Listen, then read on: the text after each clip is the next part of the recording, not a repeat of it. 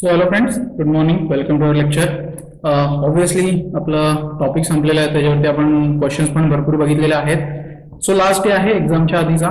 So hopefully तुमची स्टडीचं जे काय तुमचं काम आहे झालं असेल तर एक क्विक रिव्हिजन, एक रॅपिड रिव्हिजन टाईप मी तुमचं आज घेणार आहे. ठीक आहे, गेल्या वेळी सुद्धा घेतलेलं, त्यावेळी मुलांचा रिस्पॉन्स चांगला होता. आता रॅपिड रिव्हिजन का म्हणतोय ते पण सांगतो तुम्हाला. कारण काय की याच्यामध्ये जास्त कन्सेप्ट कशा आहेत की फॉर्म्युला बेस आहेत. सो हे पटापट सगळ्या गोष्टी होऊन जातील विदिन तुमचं 30 मिनिट्स. मी पूर्ण जवळजवळ जेवढे मेजरली पॉईंट्स आहेत ते सगळे डिस्कस करण्याचा प्रयत्न करणार. ठीक आहे, सो चलो get ready for a roller coaster. ठीक आहे, सो पहिला पॉईंट जो आपण बघितलेला तो काय होता, डीसीज आणि डीआर्स. ठीक आहे, so this was the first point which we have seen. आता याच्यासाठी काय आहे की आपण एक छोटा डायग्राम इथे आपण काढला होता 3Dचा, डीआर आणि डीसी समजायला. कारण कसं आहे 3D मध्ये आपल्याला सगळ्यात बेस्ट काय पडतं की एक क्यूब किंवा क्यूबॉइड काढा, जेणेकरून आपल्याला बाकीच्या गोष्टी सोप्या पडतील. ठीक आहे, असं काहीतरी काढलेलं वाय एक्सेस, आय एक्स एक्सेस आणि हा झेड एक्सेस. ठीक आहे, आता तुम्हाला मी सांगितलेलं रूम इमॅजिन करा, हा पॉईंट ओ करा इमॅजिन, आणि इथून मी जर एक पॉईंट पी काढला आणि हा जो आता मी काढलेला ओपी वेक्टर आहे तो जर एक्स सोबत अँगल अल्फा बनवतोय, वाय सोबत अँगल बीटा बनवतोय आणि झेड सोबत जो आहे, इथून आपण येऊया, झेड सोबत जो आहे तो अँगल गॅमा बनवतोय, तर कॉस अल्फा, कॉस बीटा आणि कॉस गॅमा हे काय होते, माझे डीसीज होते. ठीक आहे, आणि डीआर्स बद्दल आपण रिलेशन बघितलं होतं आपण.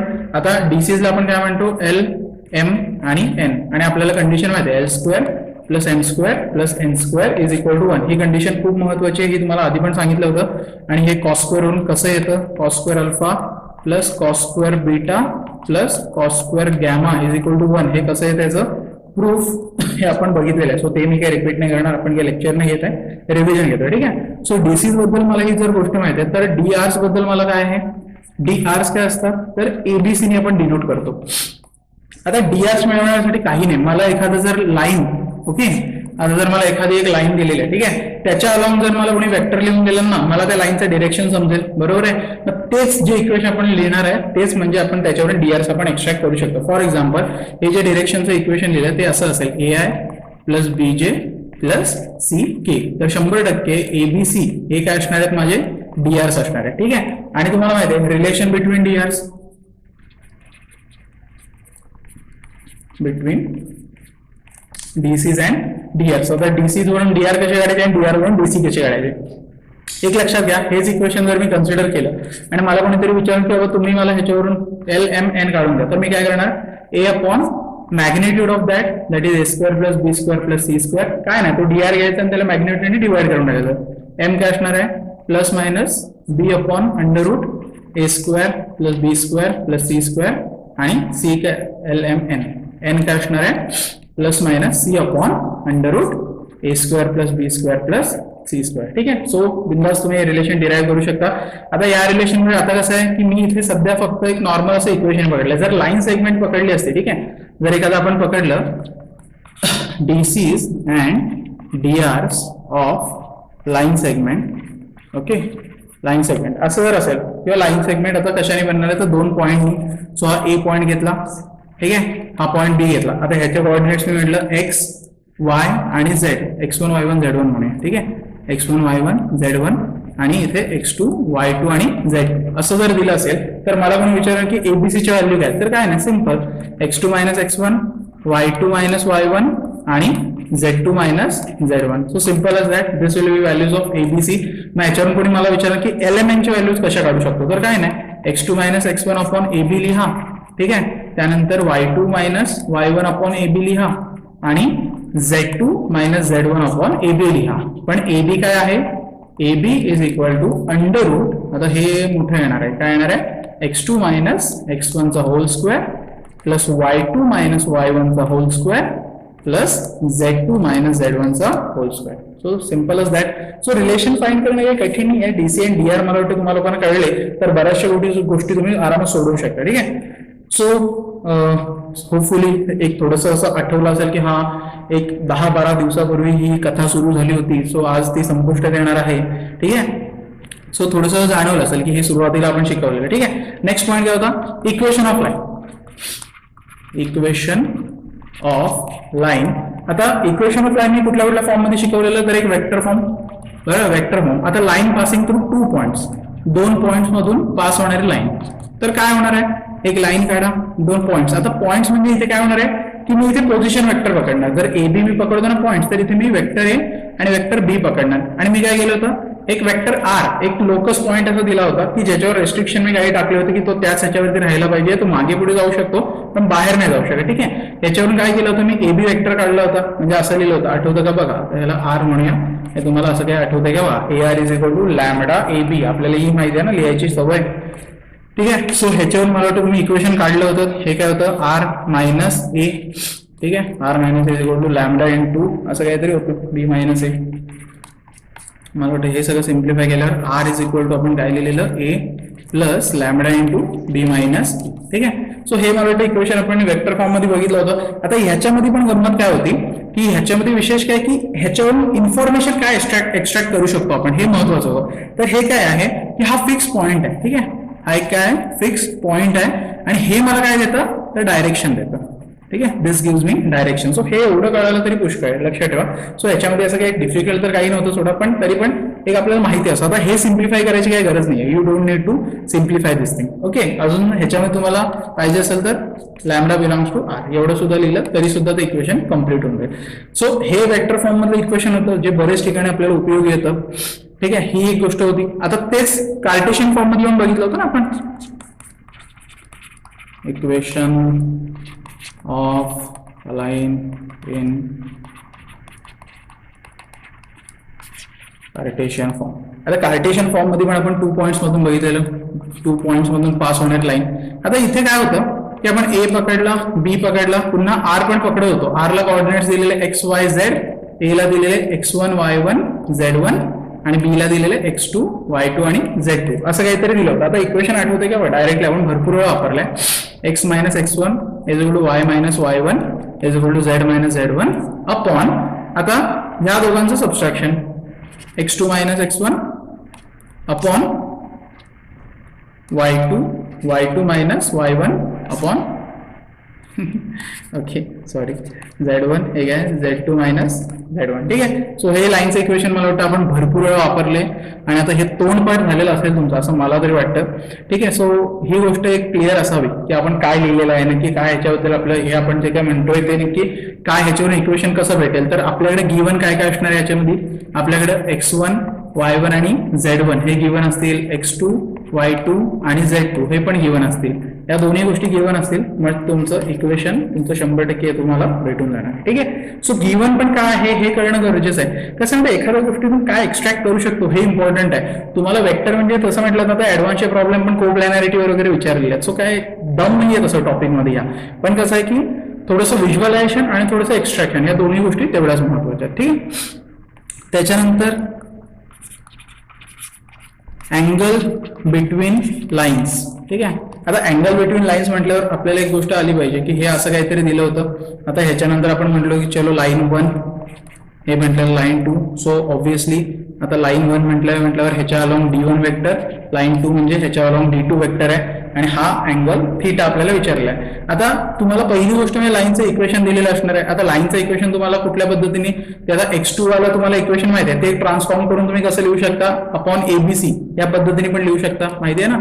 x minus x1 upon a1 is equal to y minus y1 upon b1 is equal to z minus z1 upon c1. आणि तसंच L2 चं काय लिहू शकतो, x minus x2 upon a2 बरोबर आहे is equal to y minus y2 upon b2 is equal to z minus z2 upon c2. हे जर दोन लाईनचे इक्वेशन आहे, याच्यावर मला काय काय मिळेल किंवा काय काय कळू शकतं हे इम्पॉर्टंट आहे. लक्षात घ्या, ज्यावेळी मला हे क्वेश्चन मध्ये असं दिलेलं असेल की अमुक अमुक 2 लाईनचे इक्वेशन आहे, ह्या 2 लाईन मधला अँगल फाइंड करा, मला त्या लाईन वरून काय काय भेटतंय. तर पहिली गोष्ट म्हणजे मला d1 वेक्टर भेटतो. जर L1 पकडलं तर तो काय येणार आहे, a1i प्लस b1j आणि प्लस c1k. ठीक आहे, हा वेक्टर भेटला. लाईन 2 वरून मला काय भेटणार आहे, a2i प्लस b2j आणि प्लस c2k. आता हे भाई साहेब मला 2 वेक्टर भेटले, तर मला माहिती आहे 2 वेक्टर्स मधला अँगल फाइंड करणं काय कठीण नाही आहे. cos of theta is equal to d1 dot d2 upon d1 d2. संपला विषय. मला हे सगळ्यांना माहिती असं या गोष्टी आपण फाइंड करत आलोय सतत. So this thing should be clear. Angle find करता आला पाहिजे. पुन्हा तीच गोष्ट, you have to extract the information and then you have to proceed. Simple as that. ठीक आहे. त्याच्यानंतर फूट ऑफ परपेंडिक्युलर हा पण एक इम्पॉर्टंट पॉईंट होता. फूट of perpendicular from a point. आता ह्याच्यावरती मला वाटतं शेकड्याने आपण प्रॉब्लेम सोडवले असतील की एखादा पॉइंट आहे आणि एखादा इथे लाईन आहे तर ते फूट ऑफ परपेंडिक्युलर. ओके. आता हा एम लॅम्बडा आपण म्हणायचो आणि हा पॉइंट कुठलाही आपण पकडू शकतो. याला काय पकडूया, एक्स वाय झेड काही पकडा. ठीक आहे. सो पहिली गोष्ट म्हणजे काय की आपल्याला ह्याच्यावरून काय आलं पाहिजे, दोन गोष्टी फाइंड करता आल्या पाहिजेत. एक तर डिस्टन्स आणि दुसरं म्हणजे फूट ऑफ परपेंडिक्युलर. आता लाईनचं इक्वेशन, जी काय लाईन आपल्याला दिली तिचं इक्वेशन L1 जरी म्हटलं तर x minus x1 upon a is equal to y minus y1 upon b is equal to z minus z1 upon c. आता हे जर मला लाईनचं इक्वेशन दिलेलं आहे आणि इथून मला सांगितलं यू हॅव टू प्रोसीड, मी काय करेन, ह्याला लॅम्बडाला कम्पेअर करेन. म्हणजे हे x minus x1 upon a is equal to lambda. म्हणजेच काय झालं, x is equal to a lambda किंवा x1 प्लस a लॅम्बडा असं लिहा.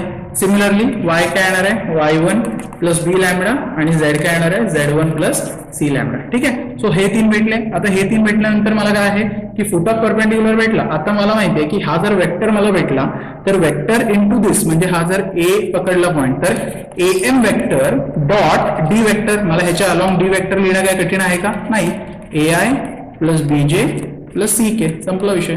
हे परपेंडिक्युलर टू इच अदर म्हटल्यावर 0, म्हणजे am वेक्टर मला कसा भेटेल, हा जो पॉइंट आहे हा ह्याच्यातून सबस्ट्रॅक्ट करून मला इथे भेटणार आहे. ठीक आहे. सो तो कुठलाही असू शकतो पॉइंट, त्याच्यामध्ये काय फार विशेष नाहीये. You can find it. आता ह्याला मी जर x0 y0 आणि z0 असं म्हटलं तर काय होतं, ह्याच्यातून इथे सबस्ट्रॅक्ट होईल, ह्याच्या पलीकडे तो काही होणार नाही. ठीक आहे. सो जे सबस्टिट्यूट ओव्हर हियर, तुम्हाला am वेक्टर भेटला, तुम्हाला d भेटलाय, तुम्ही 0 ला ते ऑब्व्हियसली इक्वेट केलं की तुम्हाला काय भेटून जाईल, लॅम्बडा भेटून जाईल. तो लॅम्बडा उचला आणि तुमचं m चे जे कोऑर्डिनेट्स तुमचे आलेले आहेत, m चे coordinates in terms of lambda काय आलेले आहेत, x1 plus a lambda, y1 plus b lambda आणि z1 प्लस c लॅम्बडा. याच्यामध्ये लॅम्बडा सबस्टिट्यूट करा, तुम्हाला तुमचे final answer something something something भेटून जाईल. ठीक आहे. सो एकदा तुम्हाला m भेटला, ठीक आहे, m भेटला तर आता बघा काय होणार आहे, तुमच्याकडे जर परपेंडिक्युलर डिस्टन्स विचारलंय तर हा a आहे, हा x0 y0 z0 आहे आणि हा m आहे. हा आता असं समजा की x1 y1 आणि z1 या फॉर्मॅटमध्ये मिळाला तर am तुम्हाला वेक्टर लिहिता येईल. वेक्टर लिहिता आला म्हणजे काय, x1 मायनस x0 आहे, बरोबर आहे, plus y1 minus y0 j plus z1 minus z0 k. ह्याचा मॉड घेऊन टाकायचा, डिस्टन्स विचारला असेल तर ह्याचा मॉड घेतला तर काय होणार आहे, असं लिहूया, नुसता am लिहिलं तरी चालेल, काय हरकत नाहीये. Under root x minus x0 square plus y minus y0 square plus okay y1 आहे काय, ओके चालतंय, z1 मायनस z0 स्क्वेअर.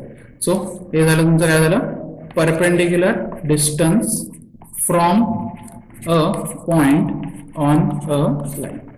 संपलं, दॅट्स इट. एवढं सिंपल होतं. लक्षात घ्या, मला वाटतं वेक्टर खूप सिंपल टॉपिक आहे. 3D त्याच्यापेक्षा सिंपल आहे, तरी मुलांना वेक्टर थोडंसं मला वाटतं थोडंसं वाटलेलं की नाही याच्यामध्ये भरपूर थिअरी आहे वगैरे, कारण सुरुवातीचे पार्ट आपले खूपच जास्त थेरॉटिकल झाले होते, कारण पर्याय नव्हता. तो बेस होता जो पुढच्या 2 लेसनसाठी आपण तयार करण्याचा प्रयत्न करत होतो आणि तो आता एकदा रेडी झाल्यानंतर मला वाटतं काय त्याच्यामध्ये प्रॉब्लेम्स नाहीये. ओके. सो हे झालं. त्याच्यानंतर काय होतं, स्क्यू लाईन्स किंवा नॉन पॅरलल लाईन्स आपण जे म्हणतो, non parallel non intersecting lines. आता skew lines, non parallel and non intersecting. आता आपल्याला सवय आहे की स्क्यू लाईन्स वगैरे किंवा लाईन्स म्हटले की काय काय येणार, पॅरलल लाईन्स येतात, परपेंडिक्युलर येतात, इंटरसेक्टिंग वगैरे ब्ला ब्ला ब्ला ब्ला. पण स्क्यू लाईन्स बद्दल आपण थोडासा कमी विचार करतो. आता स्क्यू लाईन्स बद्दल जर मला इथे डायग्राम काढायची म्हटली तर थोडीशी तुम्हाला माहिती आहे, आपण अजिबात अशी एक डायग्राम काढली होती, आठवत असेल तर बघा. अशी आपण डायग्राम काढली होती आणि तुम्हाला मी सांगितलं म्हणतो ॲज पर रूम तुम्हाला सांगितलेलं इमॅजिन करा, काही हरकत नव्हतं. आता दाखवतो तुम्हाला इथे पुन्हा, कारण स्क्यू लाईन्स मला वाटतं 1-2 मुलांनी सांगितलेलं की सर ही कन्सेप्ट एकदा परत घ्या, पण नंतर त्याच मुलांनी मला सांगितलं की आम्हाला येते. सो चांगली गोष्ट आहे. सो हे जे काही डिस्टन्स आहे, हे परपेंडिक्युलर डिस्टन्स, ह्याच्याबद्दल आपण शॉर्टेस्ट डिस्टन्स म्हणून हे बघितलं होतं. सो हे फाइंड करायला सुद्धा तुम्हाला फॉर्म्युला दिला होता. त्यासाठी मला लाईनचे इक्वेशन लागणार होते. L1 इज इक्वल टू काय होतं, R is equal to R1 plus lambda U असं काहीतरी आपण लिहिलं होतं, मला आठवतंय. आणि L2 काय लिहिलं होतं, कारण आता नोटिफिकेशन मला बदलायची नाही आहे. R is equal to R2 plus mu आणि व्ही लिहिलं होतं. ठीक आहे. आणि मी शॉर्टेस्ट डिस्टन्ससाठी फॉर्म्युला काय लिहिला होता, R2 मायनस R1 असं होतं ना, R2 minus R1 into dot U cross V असं काहीतरी होतं, बरोबर ना. यू क्रॉस व्ही आणि ह्याचं काय होतं, यू क्रॉस व्हीचा मॉड, वाटतं हेच होतं. ठीक आहे. सो शॉर्टेस्ट डिस्टन्ससाठी हा फॉर्म्युला होता, हे समजून घ्या. आता हे मी काय नोटिफिकेशन देत नाही की ABCD काय आहे, पण शॉर्टेस्ट डिस्टन्स काय होता, तर ह्या दोन स्क्यू लाईन्सच्या मधला जो डिस्टन्स आहे तो शॉर्टेस्ट डिस्टन्स होता. तो या पद्धतीने तुम्ही फाइंड करू शकता. मला वाटतं इथपर्यंत गोष्टी क्लिअर असल्या पाहिजेत, त्या याच्यामध्ये काय फार विषय नव्हता. सो हे आपण जे डिस्कशन प्रायमरीली केलं होतं, त्यानंतर जो पॉइंट आलेला तो इक्वेशन ऑफ अ प्लेन. ठीक आहे. आता पुन्हा ही गोष्ट कशी झाली, equation of plane in vector form आणि इन कार्टेशियन फॉर्म. सो पहिला वेक्टर फॉर्म मध्ये बघूया. पहिलं तर प्लेन वगैरेची आपण डेफिनेशन इन डिटेल डिस्कस केली होती. व्हॉट इज अ प्लेन वगैरे ब्ला ब्ला ब्ला. ठीक आहे. सो आपण हा एन वेक्टर वगैरे म्हणतो. आता passing through given point and perpendicular to some vector असं हे असणार आहे obviously. So passing through point म्हटल्यावर मी ए म्हटलं, एक आर पॉइंट माझ्या मनाने मी दिला ज्याच्यावरती रेस्ट्रिक्शन टाकले, कारण काय आहे, मला तो प्लेन फिरवायचा नाहीये, त्याला आहे तसं स्टेशनरी ठेवायचं आहे. ठीक आहे. सो एला ए म्हटलं, याला आर म्हटलं, याला एन वेक्टर. तर 100% तुम्हाला आठवत असेल बघा, AR dot N is equal to 0. आपण ही भरपूर वेळा गोष्ट वापरून झालेली आहे. काय आहे, एक प्लेन आहे, त्याच्यावर एक लाईन आहे, ती लाईन कशी ट्रान्सलेट होऊ शकते, बरोबर. इथून अशी जाऊ शकते, वरती इकडे तिकडे जाऊ शकते, डायरेक्शन नाही बदलणार, पण अशी तर नक्की. आता हे ब्लॅक मध्ये मॅच होतंय सगळं. ठीक आहे. हा इथे तर हे असं आणि अशी ट्रान्सलेट होऊ शकते. पण जो नॉर्मल आता आहे तो काय असणार आहे, ह्या लाईनला 100% परपेंडिक्युलर असणार आहे. मग जर हे दोघं एकामेकाला परपेंडिक्युलर आहेत ना, त्याचा डॉट प्रोडक्ट काय येणार आहे, 100% 0. मग AR काय होता, R मायनस ए आणि हा डॉट आहे तो N इज इक्वल टू 0. आणि हेच इक्वेशन आपण असंच ठेवायला सांगितलं होतं तुम्हाला, बघा आठवत आहे का. सेम तुम्ही हेच इक्वेशन जेव्हा कार्टेशियन फॉर्म मध्ये लिहिलं होतं ते तर खूप जास्त वेळ वापरलं आपण. Equation of plane in cartesian form. ठीक आहे. Equation of plane in cartesian form पुन्हा तेच असणार आहे. तुमच्याकडे एक प्लेन दिलाय, त्याला एक नॉर्मल दिले जी परपेंडिक्युलर आहे प्लेनला, त्याच्यानंतर एक पॉईंट दिलाय, एक पॉईंट आपण रेस्ट्रिक्शन R टाकला, विषय संपला. ही आपली बेसिक डायग्राम आहे, डोक्यात घुसवून ठेवायची, काय टेन्शन घ्यायचं नाही. याला XYZ म्हटलं, याला X1 Y1 आणि Z1 म्हटलं. हा N वेक्टर आहे, याला तुम्ही काही म्हणू शकता, ह्याचे DRs तुम्ही असं म्हणा ABC आहेत, कारण की आपला उपयोगी येणार आहे. ठीक आहे. आता कार्टेशियन फॉर्म आठवतो का लिहिलेला, X minus X1 plus B into Y minus Y1 plus C into Z minus Z1 is equal to 0. संपला विषय. That was it. आठवत असेल तर बघा, चांगली गोष्ट आहे. आणि याला आपण मॉडिफाय पण केली होती ना, एक AX plus BY plus CZ plus D is equal to 0. हा जो D होता हा काय होता, कॉन्स्टंट होता, आठवत असेल तर बघा. सो मॅक्सिमम आपण ह्या टाईपचं एक्झाम्पल मध्ये यूज केलेलं आहे, इक्वेशन भरपूर वेळा यूज केलेलं आहे. आणि हे इक्वेशन ऑफ प्लेन फाइंड करण्यासाठी मला वाटतं 1-2 दिवसावर मी एक जे लेक्चर घेतलं होतं त्यामध्ये हे इन डिटेल या गोष्टीचं मी डिस्कशन केलं होतं. ओके. सो काय हरकत नाही आहे. बघा काय आहे की हे सगळं झालंय, मलाही कळतंय, तुम्ही लेक्चर बघताना तुम्हाला जाणवत असेल की अरे हे झालंय, हेच महत्वाचं आहे. मला माहिती आहे माझे लेक्चर झालेले आहे, तुमच्या कन्सेप्ट क्लिअर आहे, सगळं चांगलंच होणार आहे उद्याच्या परीक्षेला. पण तरी सुद्धा कसं आहे की एका ह्याच्यावर सगळं रिवाइज होतं ना, त्यावेळी बरेच मुलांना फायदा होतो. कारण गेल्या वेळी वेक्टरच्या वेळी मला भरपूर मुलांनी पर्सनल मेसेज केलेले, सर जमलं तर असं एखादा लेक्चर टाकत चला. ठीक आहे. त्यानंतर काय, equation of plane okay, passing through 3 points, passing through 3 points. आता मला वाटतं ही कन्सेप्ट तर आपल्याला खूपच क्लिअर होती, ह्याच्यामध्ये काय प्रॉब्लेमच नव्हता. आपल्याला जेव्हा 2 पॉईंट दिलेत ते पण जास्त होते, 3 पॉईंट दिलेत म्हटल्यावर विषय संपला. सो ए कुठे B पॉईंट दिला असं समजा, कुठे C पॉईंट दिलाय, ह्याला नॉर्मल एक असणार आहे जे परपेंडिक्युलर आहे, N वेक्टर आहे. हा तुम्ही काय करा, बिंदास इथून कुठेतरी एक अशी पण इथे काढू शकता तुम्ही, हा नॉर्मल घेऊ शकता इथे, हा एक वेक्टर झाला, हा एक वेक्टर झाला. आता हे 3 वेक्टर काय करा तुम्ही, हे कोप्लॅनर आहेत, बरोबर आहे, हे काय असणार आहेत, हे कोप्लॅनर वेक्टर असणार आहेत. तुम्ही एक पॉईंट इथे तुम्हाला 3 पॉईंट दिलेत म्हटल्यावर ऑब्व्हियसली हे कोप्लॅनर झाल्यानंतर तुम्ही काय ह्याला डिटर्मिनंट फॉर्म मध्ये मांडू शकता. हे डिटर्मिनंट फॉर्म काय होता, x minus x1 y minus y1 z minus z1 upon x2 minus x1 y2 minus y1 आणि z2 मायनस z1. इथे x3 minus x1 y3 minus y1 आणि z3 minus z1 is equal to 0. या form मध्ये आपण लिहिलं होतं. आता एक कोप्लॅनॅरिटीचा वगैरे वापर करून आपण बरेचसे इक्वेशन ऑफ प्लेन फाइंड करण्याचा प्रयत्न केलेला आहे. ठीक आहे. सो कसं आहे की जिथे जिथे आपल्याला ज्यावेळी लक्षात घ्या डिटर्मिनंट वापरायला जमला तिथं आपण खूप सोप्या पद्धतीने जाऊ शकतो. आता ह्याच्यात दुसरे पण फॉर्म तुम्हाला दाखवले होते. आता 3 जर लाईन्स आहेत किंवा 3 वेक्टर आहेत तर ते फिरवून फिरवून कसे वापरले जातात हे लेक्चरमध्ये शिकवलंय मी तुम्हाला. ठीक आहे. त्यानंतर काय perpendicular distance of a point from a plane. आता मला वाटतं ही गोष्ट फॉर्म्युला बेस होती. ही मागे पण तुम्हाला मी सांगितलं होतं की डिस्टन्स तुम्ही कसं काढू शकता प्लेनवरून ज्यावेळी असेल त्यावेळी 100% हा ए पॉईंट आहे, हा कुठेतरी दुसरा पॉईंट असेल. प्लेनचं इक्वेशन काय दिलं होतं ax plus by plus cz plus d is equal to 0 आणि पॉईंट ए त्याचे कोऑर्डिनेट्स काय दिलेले x1 y1 आणि z1. तर तुम्हाला सांगितलं होतं p हे जर डिस्टन्स p आहे पूर्ण तर काय सांगितलं मॉड ऑफ. आता बघा मला फॉर्म्युला लक्षात नसेल तर मी काय करू शकतो हे पण मी प्रत्येक प्रॉब्लेम घेताना समजवलेलं तुम्हाला किंवा मला फॉर्म्युला नाही पाठ ठीक आहे ना काही हरकत नाही होऊ शकतं. तर हा जो पॉइंट आहे ना तो त्या प्लेन मध्ये फेकून द्या. फेकून द्या तर सबस्टिट्यूट करा. बाकी काही x1 plus b y1 plus c z1 कारण करामती मुलं असतात फेकून द्या म्हटलं की ते काहीतरी विचित्र अर्थ काढतील. हेवी ड्रायव्हरने काहीतरी तुमचा विषय वेगळाच आहे ना न्यू जनरेशन तुम्ही. ठीक आहे. त्यानंतर काय हे जे बाबा आहेत ना a स्क्वेअर b स्क्वेअर आणि c स्क्वेअर त्याला डिवाइड करून टाका संपलं. This was the distance. Okay. So हे मला वाटतं तुम्हाला ही पण गोष्ट क्लिअर होती. त्याच्यानंतर प्लेन्स बद्दल जेव्हा डिस्कशन करतो obviously angle between the planes ही सुद्धा आपण एक गोष्ट डिस्कस केलेली. आता ह्याच्यासाठी डायग्राम थोडीशी जरा काढायला माझं ड्रॉइंग एवढं काही खास नाही आहे पण प्रयत्न करायला हरकत नाही ना. आता इथून आपण असं काहीतरी करायला प्रयत्न करू. अतिशय खराब डायग्राम आलेली आहे अतिशय म्हणजे त्याला काही अर्थच नाही आहे पण तरी सुद्धा मॅनेज करा.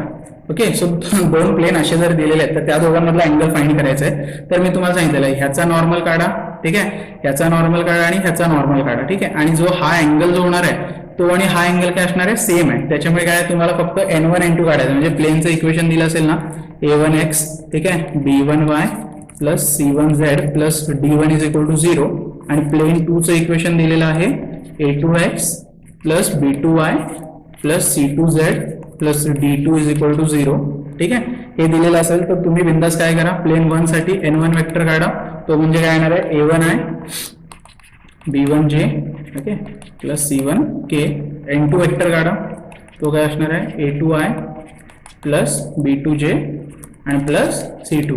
ठीक आहे. सो ऑब्व्हियसली 2 वेक्टर काढले 2 वेक्टर मधला कॉस ऑफ थीटा तुम्ही आरामात इथे फाइंड आउट करू शकता. सो ही गोष्ट तुम्हाला माहिती आहे. Okay. So angle between the planes मधलं तुम्हाला सांगितलं होतं कन्सेप्ट वाईज काय लक्षात ठेवणं महत्वाचं आहे तर तो प्लेनचा अँगल जो आहे तो त्यांच्या नॉर्मलच्या अँगलला सेम असतो. हे मी सांगितलं होतं आठवून ठेवा लक्षात ठेवा हे सांगितलं होतं. ठीक आहे. असेल होपफुली लक्षात असेल. ठीक आहे. याच्यानंतर काय होतं डिस्टन्स बिटवीन पॅरलल प्लेन्स हा एक पॉइंट होता. Distance between parallel planes. ठीक आहे. आता डिस्टन्स बिटवीन पॅरलल प्लेन्सला एक गंमत झाली होती आपण प्रॉब्लेम सोडवताना आठवत असेल तर बघा काहीतरी झालं होतं आणि आपण थोडं तिथं अडलो होतो थोड्या वेळासाठी आणि मग आपण काहीतरी त्याच्यावर पुनर्विचार केला आणि आपण पुन्हा काहीतरी त्याच्यावर सॉल्व्हिंग केलं होतं. आठवत असेल तर चांगलं. इक्वेशन लिहून घेतो p1y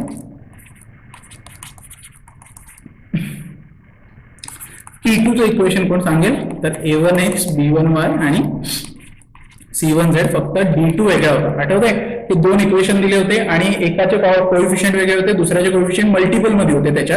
तर आपण नंतर काय केलं टू आउट डिवाइड केलं त्याच्यानंतर तो d जो आहे तो आपण तिथे त्याला मॅच करून घेतला आणि फायनली डिस्टन्स जे होतं ते d1 minus d2 upon under root. आता कुठलाही घ्या a1 दोघांचा पण a1च आहे b1च आहे आणि c1च आहे. सो आठवत असेल तर बघा हे एक थोडंसं दुविधा आपली प्रॉब्लेम सोडवताना झाली होती ती आठवली तर कसे मिस्टेक्स मिळतात व्हाव्यात सगळ्यांकडून व्हायलाच पाहिजे असं नाही आहे. टीचर असला तरी सॉल्व्हिंगच्या मिस्टेक होऊ शकतात माझेही होतात काही प्रॉब्लेम नाही आहे त्याच्यात. तर लक्षात जास्त राहतं की यार नाही ही अशी चूक झाली होती जी मला पुन्हा करायची नाही. हे ज्यावेळी एक मेंटॅलिटी राहते ना भेजामध्ये आपल्या डोक्यामध्ये त्यावेळी आपल्याला ती गोष्ट एकदम फिट होऊन जाते. आमचे टीचर म्हणायचे असं भेजे में डालतो हा म्हटलं ठीक आहे टाकूया. कसं होतं की एखादी मिस्टेक जी झालेली आहे त्यावेळी ज्यावेळी तशा टाईपचा क्वेश्चन यायचा ना त्यावेळी आठवायचं अरे नाही बाबा इथे आपल्याला शिक्षक ओरडले होते किंवा इथे आपल्याला टीचर ओरडले होते आणि असं करायचं नव्हतं. हे ज्यावेळी आठवतं ना त्यावेळी आपोआप तो माणूस आहे ना ते प्रॉपरली ते करून घ्या लक्षात. ठीक आहे. सो तुम्हाला d1 d2 डिस्टन्स तुम्हाला सांगितलं होतं काय काय फक्त हे फॉर्म्युला तुम्ही लक्षात ठेवू शकता. त्याच्यानंतर फॅमिली ऑफ प्लेन्स, आता मी डायग्राम नाही काढणार. फॅमिली ऑफ प्लेन्सला काय इक्वेशन होतं, P1 plus lambda P2 is equal to 0. Planes एकाच लाईन ऑफ इंटरसेक्शन मधून. आता फॅमिली ऑफ लाईन्स म्हटल्यानंतर काय व्हायचं की सगळ्या लाईन एका पॉईंट मधून पास होत आहेत. आता फॅमिली ऑफ प्लेन्सच्या वेळी काय मी म्हणतो की सगळेच्या सगळे जे प्लेन्स आहेत ते एका कॉमन लाईन मधून पास होत आहेत. ठीक आहे. सो तुम्ही असं इमॅजिन करू शकता, असं असं असं असं हे सगळे प्लेन एकमेकांतून पास होत आहेत. So this will be your equation. So हे फॅमिली ऑफ प्लेन्सचं इक्वेशन, फॅमिली ऑफ प्लेन. आणि ह्याचा वापर पण आपण केलेला आहे, लक्षात घ्या, चांगलाच वापर केला आहे. तो रोटेटिंग प्लेनचा क्वेश्चन आठवा, एक दिवस आधी घेतला होता, त्याच्यामध्ये याचा भरपूर वापर होतो. ठीक आहे.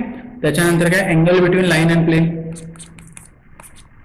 अँगल बिटवीन, तुमच्या ह्याच्यात लिहिलं angle between line and plane. ठीक आहे. आता अँगल बिटवीन लाईन अँड प्लेनला मजा काय व्हायची की आपण कॉस मध्ये शक्यतो अँगल फाइंड करण्याची सवयी आहे आपल्याला, बरोबर आहे.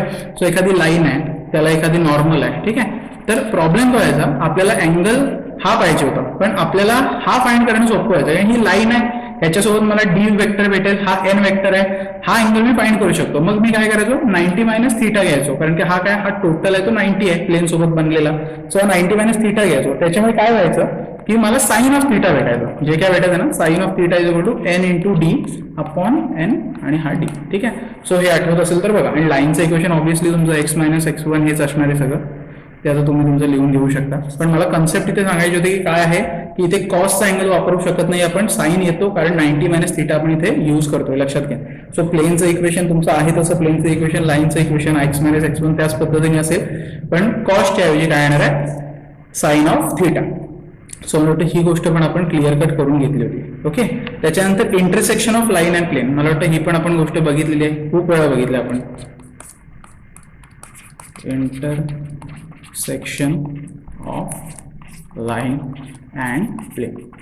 आता भरपूर टाइम आपण ह्या गोष्टी बघितल्या. आपण काय, लाईनचं इक्वेशन असेल, हे इंटरसेक्टिंग लाईन आहे, ही अशी पण येणार आहे.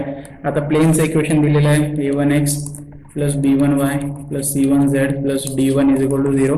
आणि लाईनचं इक्वेशन काही असेल, x मायनस x2 असेल, असं पकडा, किंवा x1 पकडा, काही पकडा, x2 कारण इथे a2 लिहायचं ना, y minus y2 upon b2 is equal to z minus z2 upon c2. हे लाईनचं इक्वेशन आहे.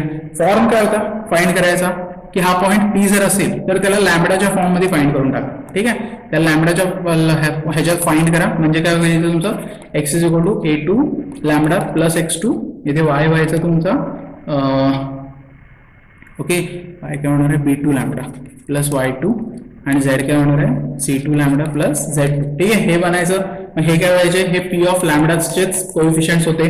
त्याच्यानंतर आपण काय करायचं, प्लेनच्या नॉर्मल कुठेतरी वेक्टर वगैरे घ्यायचो आणि मग तो डॉट प्रोडक्ट घ्यायचो, बरंच काही करायचो आपण त्याच्यामध्ये. सो बेसिक इन्फॉर्मेशन जी रिट्रीव्ह झाली पाहिजे ती ह्याच्यावरून झाली पाहिजे, नाहीतर काय असं होऊन की तेच नाही जमलं तर उपयोग काहीच नाही. ठीक आहे. सो एवढं करता आलं पाहिजे. लॅम्बडाला इक्वेट करा, पुढचं तुम्हाला सांगितलं डॉट प्रोडक्ट मिळवायचा प्रयत्न करा, डॉट प्रोडक्ट भेटला, तुमचं काम संपलं. ठीक आहे. त्याच्यानंतर अजून एक लास्ट पॉईंट बघूया. भरपूर तसे पॉईंट झालेले आहेत. Condition of coplanar lines. Okay. आता कोप्लॅनर लाईनला पहिली तर गोष्ट, दोन लाईनचं इक्वेशन जर तुम्हाला दिलेलं असेल, जर दोन लाईनचं इक्वेशन दिलंय तर तुम्ही त्याच्या अलॉंग d1 आणि d2 हे वेक्टर काढू शकता. त्याच्यानंतर त्याच्यावरचे दोन पॉईंट पण काढू शकता ना, ए बी. मग हे ए बी जर मी जॉईन केले तर d1 d2 आणि ए बी हे काय झाले, कोप्लॅनर झाले. सो d1 हे d2 हे कशाला येणार आहे, equal 0. So that was not nothing but condition for your coplanarity. ठीक आहे.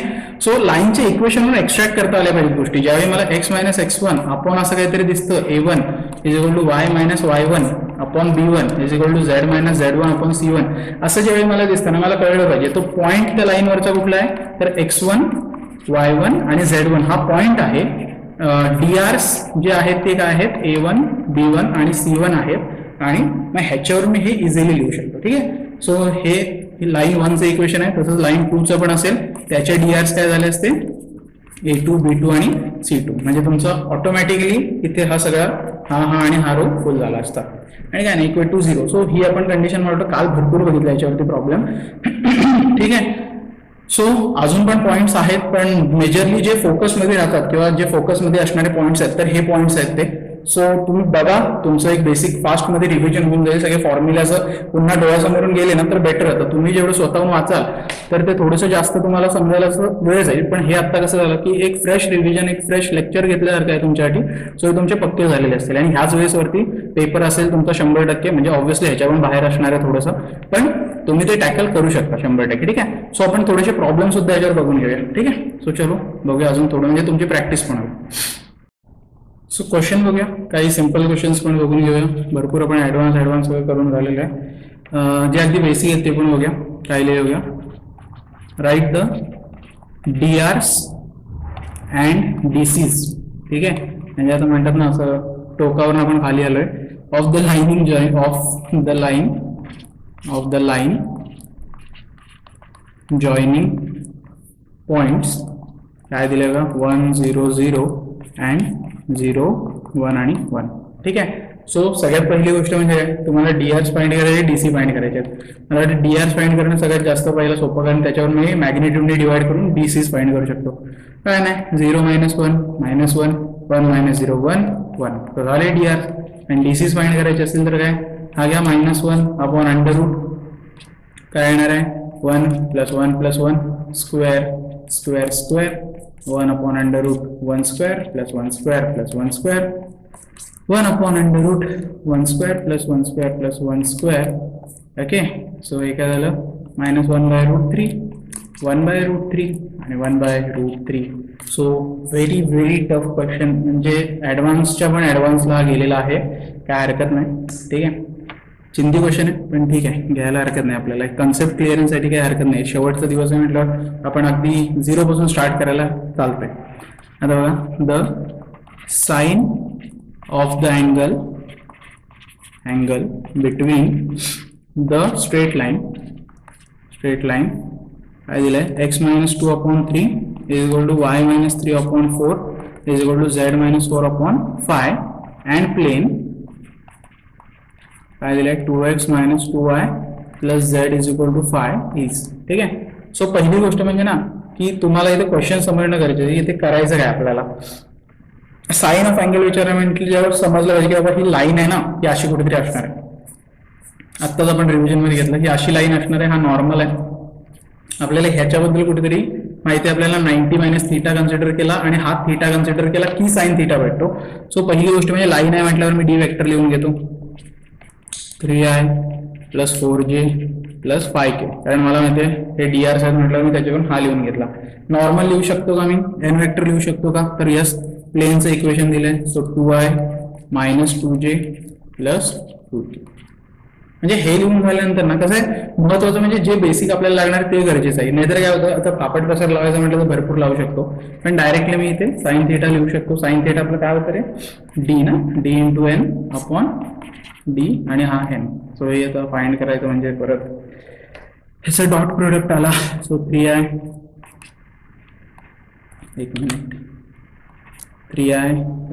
4j + 5k dot 2i - 2j + 2k.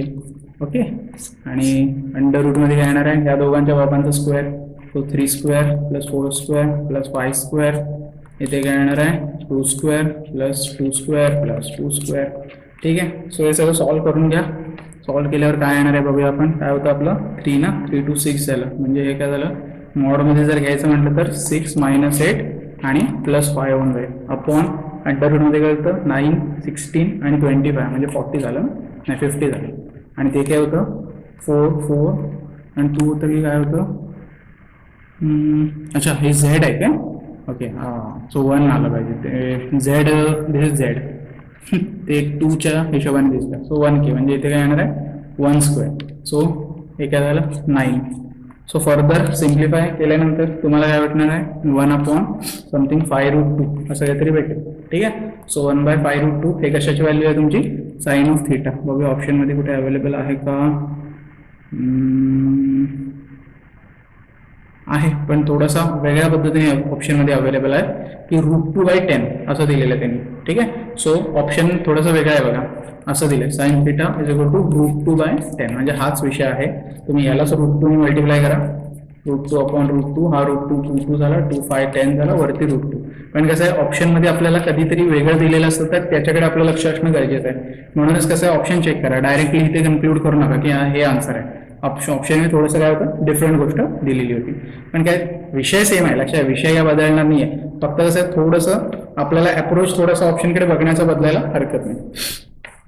Next बघूया क्वेश्चन काय आहे. अ line passing through point, a line passing through point A with position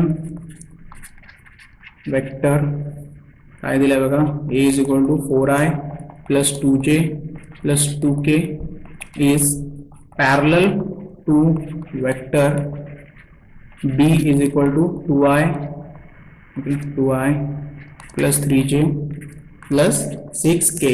Find the length, find length of perpendicular drawn on this line from a point P with vector r1 is equal to I, okay, I plus 2j plus 3k.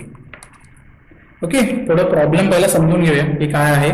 Line passing through point A with position vector. आता इथे थोडंसं vector vector खेळायचं आहे आपल्याला, एवढं लक्षात ठेवा. ठीक आहे. सो पहिली गोष्ट म्हणजे काय माहिती आहे, तुम्ही लाईनचं इक्वेशन फाइंड करू शकता. त्यानंतर तुम्ही आपण जे जनरली आपण फाइंड करतो की बाबा आपण एखादे परपेंडिक्युलर ड्रॉप केलाय तर त्याच्यावर आपण गोष्टी भरपूर फाइंड करतो. पण तिथे आपल्याला कसं आहे की कोऑर्डिनेट्स दिलेले होते मॅक्सिमम टाइम, आणि इथे काय थोडंसं आपल्याला लाईन आणि पोझिशन वेक्टर आणि वेक्टर मध्ये सगळं दिलेलं आहे. ठीक आहे. सो पहिलं मी लिहितो a is equal to r is equal to a plus b lambda. ठीक आहे. सो हे काय आलं, ए काय आलं 4i plus 2j plus 2k. आता ते कॅप कॅप देत नाहीये, नाहीतर ते पॅक पॅक सगळं म्हणतात ना, काढायचं बंद होऊन जातं. नक्की काय लिहिलंय बाबा. ठीक आहे. सो हे काय होणार आहे 4 प्लस 2 लॅम्बडा आय, ठीक आहे, प्लस 2 प्लस 3 लॅम्बडा जे, आणि हे काय होणार आहे 2 प्लस 6 लॅम्बडा के. ठीक आहे. इथे द्यायला हरकत नाही. सो हे आर वेक्टर झाला. आता त्यांचं म्हणणं काय की length of perpendicular drawn on this line from point P with vector. म्हणजे जो पॉइंट आहे ना इथून जो परपेंडिक्युलर काढलाय हा काय आहे R1 आहे. तो किती दिलाय I plus 2j plus 3k हा दिलेला आहे. आणि ह्याचा आपल्याला आता मला माहिती आहे, हा जर P पकडला हा Q पकडला, थोडक्यात PQ मला फाइंड करायचं. तर Q in form of lambda मला भेटलेला आहे. बरोबर आहे. Q in form of lambda भेटलेला आहे. आता मी काय करू शकतो, PQ काढू शकतो. मायनस मायनस करून PQ काढलं आणि ह्या लाईनच्या डिरेक्शन वेक्टर सोबत जर मी मल्टिप्लाय केलं तर काय येणार आहे, डॉट प्रोडक्ट 0 येऊन जाणार आहे. ठीक आहे. सो तसं करून घेऊया. सो PQ काय येणार आहे, काय काय होतं आपल्याकडं त्या हिशोबाने येईल 2 lambda plus 3 is equal to काय येणार आहे 3 लॅम्बडा जे, कारण ते मायनस होऊन कॅन्सल होईल, आणि 6 लॅम्बडा मायनस 1 के. ठीक आहे. आता PQ भेटला. So PQ dot d is equal to 0. आता PQ डॉट डी 0 ज्यावेळी म्हणतो, आता पहिली गोष्ट म्हणजे आता इथे मला डी फाइंड करायला पाहिजे. सो डी नंतर फाइंड करताना काय आहे, हा बी जो आहे ना ह्याचे जे कोएफिशिएंट आहेत हे डीआर असणार, म्हणजे 2 3 6. आता 2 3 6 असल्यावर काय होणार आहे, हे मल्टिप्लाय होते 2 ने ह्याला मल्टिप्लाय झालं. सो 4 लॅम्बडा प्लस 6, त्याच्यानंतर इथे 2 3 ना म्हणजे 9 लॅम्बडा, आणि ते 6 म्हटलं 36 minus 6 is equal to 0. So हे सॉल्व्ह करून घ्या. हे किती झालं 13, आणि किती झालं मायनस 12 ना. बरोबर आहे. सगळं केलेलं इक्वेशन बरोबर आहे का एकदा चेक करूया. 4 लॅम्बडा, अच्छा 6 इथं 36 लॅम्बडा आहे. ओके. सो ते राहिलं होतं. So 4 lambda plus 9 lambda plus 36 lambda. Okay. आणि हे किती झालं 2 3 आणि 6 हे झालं मायनस. सो इथे झालं प्लस 6 मायनस 6. अच्छा, हे हा विषय मोठाच होणार आहे. हा इथे लॅम्बडा 0 होणार आहे तुमचा. ठीक आहे. हे इथे तुमचं कॉन्स्टंट काय झालं, हा 0 झाला. सो 100% इकडे तुमचं काय झालं, लॅम्बडा 0 झाला. जर लॅम्बडा 0 झाला ना तर आता मी काय करू शकतो, क्यू मध्ये तो लॅम्बडा सबस्टिट्यूट करू शकतो. म्हणजे हे जे पॉईंट आहेत ना 4 प्लस 2 लॅम्बडा हा जो विषय आहे, हा सगळा जो विषय आहे याच्यामध्ये मी जर सबस्टिट्यूशन केलं तर 100% मला काय भेटणार आहे, मला क्यूचे कोऑर्डिनेट्स इथे जर भेटले तर मी इझिली इथे गोष्टी क्लिअर आउट करून घेऊ शकतो. सो 4 आणि इथे लॅम्बडा म्हणजे हा 4 झाला, हा किती झाला, हा 2 झाला, आणि हा 2 झाला, म्हणजे 4 2 2. आणि कुठून विचारलेला आहे, इथून, म्हणजे 4 मायनस 1 म्हणजे अंडर रूट मध्ये असं येईल 4 मायनस 1, आणि इथे 2 म्हणजे 2 मायनस 2 म्हणजे 0. तो लिहिला नाही तरी चालेल. आणि फायनली काय येणार आहे, हा इथे लॅम्बडा 0 टाकल्यावर हा 2 आला, हा 2 मायनस 3 म्हणजे मायनस 1चा स्क्वेअर, मायनस 1चा स्क्वेअर. ठीक आहे. सो हे इव्हेंच्युअली काय होणार आहे 9 प्लस 1 म्हणजे रूट 10. ओके, काय हरकत नाही. सिम्पल हे तसं म्हटलं ना, हे बोर्ड वगैरेला पण अशा टाईपचे क्वेश्चन तुम्हाला विचारले जातात. सो याच्यामध्ये कसं टेन्शन वगैरेची गोष्ट नाही, सिम्पल आहे. ठीक आहे. आता एक स्क्यू लाईन्स वरती क्वेश्चन बघूया काय दिलंय. Find the shortest distance between pair of skew lines असा क्वेश्चन आहे. Find shortest distance between pair of skew lines. Okay, question थोडा लेंदी पडतो हा, कारण काय आहे की आपल्याला थोडंसं इथे ऍडजस्टमेंट करावी लागते, क्रॉस प्रोडक्ट घ्यावा लागतो, त्याच्यानंतर पुन्हा डॉट प्रोडक्ट घ्यावा लागतो, बरंच काही आहे. आता x+2 upon -1 is equal to y-3 upon 2 is equal to z/3. ठीक आहे. आता इथे बघा, पहिली गोष्ट म्हणजे ना, पहिला हे इक्वेशनचं स्टँडर्ड नाही आहे. सो मी हे काय केले, y-2 म्हणजे हा -3 झाला, हा z+1 तसंच राहू द्या, काही हरकत नाही आहे. इथे x+2 अपॉन -1 काही हरकत नाही, y-3 अपॉन 2 काही हरकत नाही, z-3. सो आता इक्वेशन स्टँडर्ड झाले. आता इक्वेशन स्टँडर्ड झाल्यानंतर मला फॉर्म्युला माहिती आहे ना, r1 is equal to a plus lambda d1 असं काहीतरी लिहिलं, r2 is equal to b plus lambda नाही म्यू घेऊया आपण किंवा लॅम्बडाच घेऊया d2 असं लिहूया. ठीक आहे. असं जर लिहिलं तर पहिली गोष्ट मला माहिती आहे की मला n वेक्टर फाइंड करायला लागेल, नॉर्मल वेक्टर फाइंड करायला लागेल, जो की d1 क्रॉस d2 ने येणार आहे. हे n वेक्टर कशाने आलं, d1 क्रॉस d2 ने मी मिळवू शकतो. सो काय झालं, i j आणि k, आणि आता क्रॉस काय येणार आहे, 2 -3 4 -1 2 आणि 3. ठीक आहे. सो हे सॉल्व्ह करून घेतलं, काय येणार आहे बघूया, -9 -8 -j इंटू 4 नाही 6 बरोबर आहे, +4 आणि प्लस k इंटू काय होणार आहे 4 +3. ठीक आहे. सो इव्हेंच्युअली काय येणार आहे, -9 म्हणजे -17i. ठीक आहे, -17i -10j प्लस 7k असं तुम्हाला हा वेक्टर भेटला. आता हा क्रॉस वेक्टर कशासाठी मला लागणार आहे, तर माझ्या फॉर्म्युलामध्ये जो क्रॉस आहे तो त्याच्यासाठी. आणि आता डॉट ऑब्व्हियसली मला जेव्हा घ्यायचा आहे, तो मला काय करावं लागेल, स्क्यू लाईनची डायग्राम आठवते का बघा, असं आणि असं काहीतरी होतं आणि शॉर्ट डिस्टन्स होता. सो मला ए बी हा पॉईंट जर फाइंड करायचा आहे तर 100% मला इथे मला माहिती आहे की हा पॉईंट काय असणार आहे, 1 2 आणि 1 बरोबर आहे. सो हा मी कुठलाही घ्या, 1 2 1 हा घ्या तोही चालेल, काही प्रॉब्लेम नाही आहे. आणि दुसरा काय 1 2 आणि 1 हा -2 3 आणि 1 -2 3 आणि 1. सो ऑब्व्हियसली तुम्हाला ए बी तर लागणार आहे फाइंड करायला. ठीक आहे, ए बी तुम्हाला फाइंड करावं लागणार आहे. सो ए बी फाइंड केलं की तुमचं काय इथे प्रॉब्लेम संपला, इथेच तुमचा प्रॉब्लेम क्लिअर होऊन जातो. कारण तुमचं काय शॉर्टेस्ट डिस्टन्सचा फॉर्म्युला काय, हा ए बी म्हणजे काय, तुम्ही b - a लिहू शकता किंवा a - b करा, काही हरकत नाही आहे. काय लिहिणार आपण, मायनस ना, -2 -1 म्हणजे -3i लिहूनच घेऊया, +3 - 2 1 म्हणजे j आणि 1 - 1 म्हणजे हे 0, म्हणजे ह्याचा काही विषय आलाच नाही. ठीक आहे, एकदा बघूया, 1 2 1 अच्छा हा 0 आहे ना, हा 0 आहे, 2 -3 आणि इथे काहीच नाही आहे. सो हा 0 आहे. ठीक आहे. सो हा पण काय झाला, +k झाला. ठीक आहे. सो हा झाला हा ए बी डॉट, आता बी हे जे क्रॉस लिहिलंय ते म्हणजे -17i. ठीक आहे, -10j. ठीक आहे, आणि हे झालं +7k. ओके, अपॉन याचं रूट मध्ये, so 17 square + 10 square + 7 square. So obviously calculate करायचं आणि तुम्ही मला सांगायचं, मी नाही करत बसणार आहे कॅल्क्युलेशन, हे तुमचं काम आहे. सो होमवर्क म्हणून तुम्ही मला सांगायचं. सो स्क्यू लाईनचा अप्रोच कसा असला पाहिजे याच्यासाठी मी मुद्दाम क्वेश्चन घेतलाय की आपल्याला 2 लाईन दिल्यात. पहिली तर गोष्ट म्हणजे त्यांना स्टँडर्ड फॉर्म मध्ये घेऊन येण्याचा प्रयत्न केला.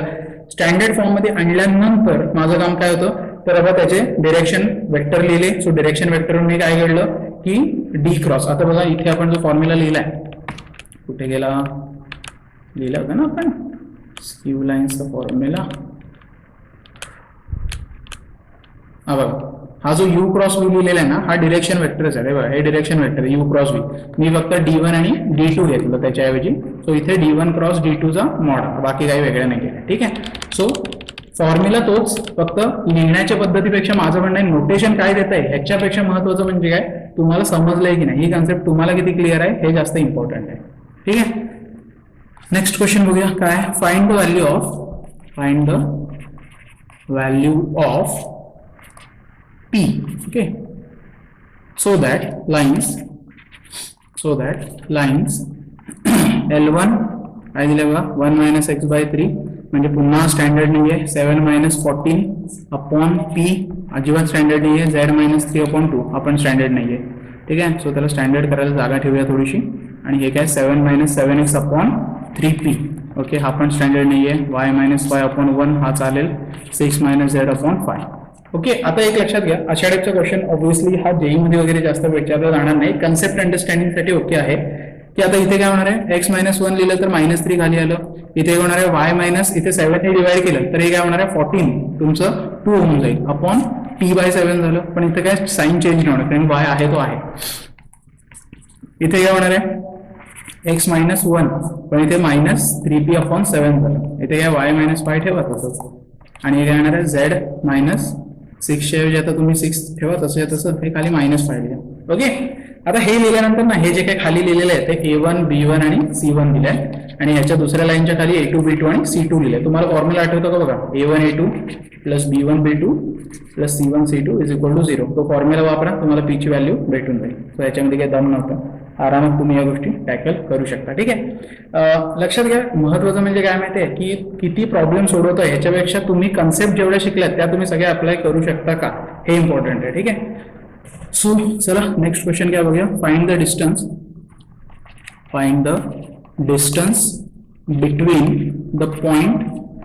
सो आता अशा टाईपचे क्वेश्चन मला वाटतं भरपूर झालेत -1 -5 -10 and the point of intersection of line आता लाईनचं दिलंय इंटरसेक्शन आहे म्हटल्यावर पहिलंच कळलं पाहिजे भाई साहेब लॅम्डाला इक्वेट करायचा आहे विषय संपला. सो तिथूनच सुरुवात होणार माझी and plane x minus y plus z is equal to 5 ठीक आहे. सो याला प्रॉब्लेम वाचल्यानंतर बरेच लोकांना आता जमलाच पाहिजे उद्या आपण टेस्ट देणार आहे find distance between the point this and point of intersection म्हणजे पहिली गोष्ट या इक्वेशनला लॅम्डाला इक्वेट करून घ्या. Let us equate this thing to lambda. So हे काय होईल x is equal to 3 lambda plus 2 y is equal to 4 lambda minus 1 z is equal to 12 lambda plus 2. आता हे जे काय मिळालेले आहेत ना हे पॉइंट ऑफ इंटरसेक्शनचे कोऑर्डिनेट्स भेटल्यासारखे आहेत x y z. पण आता मला एक गोष्ट माहिती आहे हा पॉइंट काय प्लेनच्या इंटरसेक्शनचा आहे म्हटल्यावर काय हा प्लेनला सॅटिस्फाय करणार आहे म्हणजेच काय मी याला उचलून ह्या प्लेनच्या इक्वेशन मध्ये टाकू शकतो. So 3 lambda plus 2 minus 4 lambda minus 1 plus 12 lambda plus 2 is equal to 5. So याच्यामध्ये टाकल्यानंतर काय हे सोडवून घ्या तुम्हाला लॅम्डाची व्हॅल्यू काय आहे ते चेक करून घ्या इथे. So 3 lambda plus 2 minus 4 lambda plus 1 plus 12 lambda आणि हा काय प्लस 2 इज इक्वल टू किंवा minus 5 is equal to 0. So 3 minus 4 म्हणजे हा मायनस 1 म्हणजे 11 लॅम्डा हा प्लस 2 5 म्हणजे हा पण 0 झाला म्हणजे 11 लॅम्डा इज इक्वल टू 0 पुन्हा. आता लॅम्डा इज इक्वल टू 0 म्हटल्यावर काय तुम्हाला मी आधी सांगितलं हे जे काय भेटलेले आहेत हे आपल्याला सगळे काय कोऑर्डिनेट्स भेटलेत त्या इंटरसेक्शन पॉइंटचे. सो ते काय झाले 2 मायनस 1 आणि 2 झाले आणि आपल्याला हा जो पॉइंट आहे बरोबर आहे ह्या पॉइंट पासून आपल्याला कुठे यायला हा पॉइंट आहे ह्याच्यापासून आपल्याला डिस्टन्स फाइंड करायचं आहे -1 -5 -10 -1 -5 आणि -10. मला वाटतं एवढं करू शकता हा पॉईंट ए पकडलात हा पॉईंट बी पकडला तर ए बी डिस्टन्स फाइंड करणं काय कठीण नाही ह्याचा आन्सर मला तुमच्याकडून अपेक्षित आहे ठीक आहे. सो तुम्ही लोकांनी मला आन्सर याचं द्यायचं 100% ओके. मला वाटतं हे आता किती क्वेश्चन्स घ्या हे अशा टाईपचे क्वेश्चन भरपूर किती घेतले तरी कमीच म्हणायचे कारण आधीच आपण खूप डिस्कशन केलेले आहेत व्हिडिओज याच्यावरती झालेले आहेत. सो माझं म्हणणं काय की जेवढे काही क्वेश्चन होतं म्हणजे मी तुम्हाला होमवर्कला क्वेश्चन आता देत नाहीये देणार होतो तर आजच्या लेक्चरमध्ये पण तुमच्याकडे डीपीपी आहे तीच पहिला कंप्लीट झालेली नसेल तर ती करून घ्या. आजचं लेक्चर बेसिकली माझं काय होतं की तुमचं एक बेसिक रिव्हिजन होऊन जाणं ते गरजेचं होतं. त्याच्यानंतर हे जे आजचे प्रॉब्लेम घेतले हे अशा टाईपचे प्रॉब्लेम तुम्हाला बोर्डमध्ये सुद्धा बघायला भेटू शकतात किंवा ह्याचंच एक कन्सेप्च्युअल ऍप्लिकेशन आपण जेई मध्ये सुद्धा आतापर्यंत बघत आहोत. सो माझं म्हणणं काय आहे की कुठल्या टाईपचा प्रॉब्लेम आहे ह्याच्यापेक्षा त्याच्यामध्ये कन्सेप्ट कुठली वापरली गेली ह्याच्यावरती फोकस जास्त करा ठीक आहे. सो बस करूया आजचं लेक्चर मला वाटतं कमी छोटं झालं असेल लेक्चर पण काय हरकत नाहीये. तुम्ही लेक्चरच्या लेंथपेक्षा लेक्चरने झालेल्या गोष्टी महत्वाच्या आहेत त्याच्यावरती फोकस करा ओके. सो व्यवस्थित बघा लेक्चर, सगळ्या कन्सेप्ट समजून घ्या. आज रफ तुमचं रॅपिडमध्ये रिव्हिजन करून दिले, त्याच्यामुळे थोडंसं आता डोकं फ्रेश झालं असेल की आपल्याला हा थोडंसं येतंय, जमतंय, रिवाईज झालंय आपलं. त्याच्यावरती जास्त मेहनत घ्या आणि उद्याच्या ह्याच्यामध्ये मस्तपैकी पुरा एक्झाममध्ये चांगले मार्क मिळवून चांगले रिझल्ट बघायला मला इथे भेटले पाहिजे. ठीक आहे. सो चलो, काय हरकत नाहीये, बस करूया आपण आणि ऑफिशियली आपण आपल्या 3D या टॉपिकला फुल स्टॉप लावून टाकूया. एक्झामची उद्या वाट बघूया आपण, कसे मार्क येतात, काय करताय तुम्ही लोक, आणि मंडेपासून आपण मॅट्रायसिस हा टॉपिक नवीन सुरू करायचं सुरुवात करू. ठीक आहे. सो खूप झालं, सगळे एक्झाम्पल्स घेतलेत, असं काही नाही की टॉपिक मध्ये काही राहिलेलं आहे. इच अँड एव्हरी पॉईंट, थोडे एक्स्ट्रा पॉईंट पण. हा, आणि एक गोष्ट म्हणजे शॉर्टकट बद्दल जे सांगितली होती, तर शॉर्टकट्स बघितले, पण ते शॉर्टकट्स काय माहितीये, जसं आपण इमेज ऑफ अ पॉईंटला जो फॉर्म्युला वापरलेला समथिंग -2 -2, तर तोच शॉर्टकट वगैरे आहे. सो त्याच्यामुळे मी मुद्दामून घेतला नाही. जसं वेक्टरमध्ये काही शॉर्टकट्स इम्पॉर्टंट होते, तसं 3D मध्ये काही नाहीये. 3D मध्ये आधीच लेसन तो सोपं आहे त्याच्यामुळे काय त्याच्यामध्ये अजून शॉर्टकट काही येणार नाही, कारण फॉर्म्युला बेस्ड क्वेश्चन किती आहेत तुम्ही स्वतः बघा. त्यामुळे कसं आहे की ते फॉर्म्युला बेस्ड क्वेश्चनच शॉर्टकट आहे असं म्हणायला हरकत नाही. म्हणून मी मुद्दाम तो काय व्हिडिओ घेतला नाही. त्यापेक्षा रिव्हिजन आणि त्याच्यावरती एक सिंपल म्हणतात ना, सिम्पलिस्टिक, एकदम सिंपल प्रॉब्लेम्स कुठले होऊ शकतात कन्सेप्च्युअल, तर हे 4-5 प्रॉब्लेम आपण घेण्याचा प्रयत्न केलाय. सो जे काही होमवर्क असेल तो पाठवा तुम्ही आजच्याच, आणि अभ्यास करत राहा व्यवस्थित. काही डाऊट आला आजच्याच विचारू शकता, काही प्रॉब्लेम नाहीये. ठीक आहे. सो चलो, भेटूया आपण आपल्या न्यू टॉपिक मध्ये आता, आणि डिस्कशन व्हिडिओमध्ये ऑब्व्हियसली आपण भेटणारच आहे उद्या. काही हरकत नाही, पेपर व्यवस्थित द्या. Okay, best of luck and thank you, bye.